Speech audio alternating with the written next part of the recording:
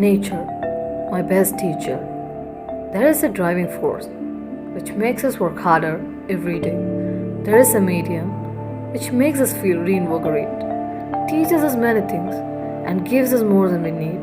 When I'm left vulnerable, you're like morning glow when fading. You're giving us hope to rejuvenate, blinded by the chaotic world, but you're enlightening in my life. I'm wondering, who could this be? My answer is obvious. It is nature. You won't show partiality. There is no caste, race, religious for you. Embracing everyone, giving us everything without expecting anything. We humans interrupt your world, but you're always there to protect us, accepting us how we are, teaching us how to be together and be there for everyone. You taught us nothing lasts forever. No darkness, no season can last forever. You gave hope the dazzling morning. I can see again without grief. You teach how to lead a life. You are the one silently training me to enter the battleground called life. I'm always grateful to the best teacher ever.